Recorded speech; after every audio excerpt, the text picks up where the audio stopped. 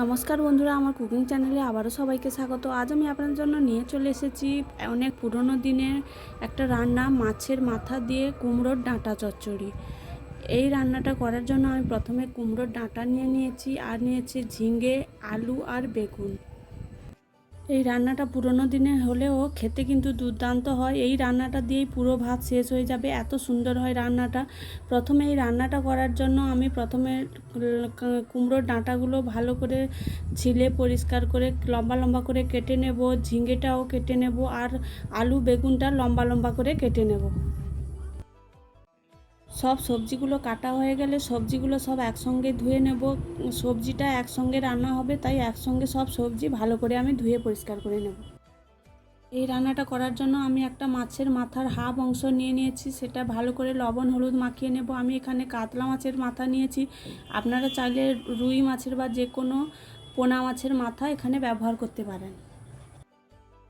তারপরে একটা কড়া গ্যাসের মধ্যে বসিয়ে দেব। কড়াটা ভালো করে গরম হয়ে এলে তার মধ্যে কিছুটা তেল দিয়ে দেব। দিয়ে মাছের মাথাটা এবং মাথার কাছে আর এক টুকরো মাছ আমি নিয়ে নিয়েছি, ওটাও ভালো করে লাল লাল করে ভেজে আমি তুলে নেব। তারপরে ওই কড়াইতে কিছুটা সর্ষের তেল দিয়ে দেব। তেলটা ভালো হয়ে গরম হয়ে এলে ওর মধ্যে দিয়ে দেব দুটো শুকনো লঙ্কা আর কিছুটা পাঁচ ফোড়ন। তারপরে দিয়ে দেব পেঁয়াজ কুচি। পেঁয়াজ কুচিটা হালকা নেড়ে চেড়ে ওর মধ্যে দিয়ে দেব থেতো করা আদা রসুন ও কাঁচা লঙ্কা। দিয়ে কিছুটা লবণ দিয়ে অল্প নেড়ে চেড়ে পেঁয়াজটা একটু লাল লাল হয়ে এলে ওর মধ্যে দিয়ে দেব হলুদ গুঁড়ো লঙ্কার গুঁড়ো। দিয়ে আরও অল্প একটু নেড়ে দিয়ে দেব সব কেটে ধুয়ে রাখা সবজিগুলো একসঙ্গে দিয়ে দেব। দিয়ে স্বাদ মতো লবণ দিয়ে নেড়ে চেড়ে কিছুক্ষণের জন্য ঢাকনা চাপিয়ে দেব। কিছুক্ষণ পর ঢাকনা খুলে সবজিগুলো অল্প নেড়ে আবারও কিছুক্ষণ ঢাকনা চাপিয়ে দেব।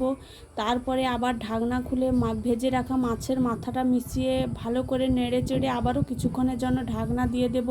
ঢাকনা খুলে সবজি প্রায় সেদ্ধ হয়ে এলে কিছুটা সর্ষে কাঁচা লঙ্কা বাটা গোলা জল দিয়ে আবারও 5-7 মিনিটের জন্য ঢাকনা দিয়ে রেখে দেব।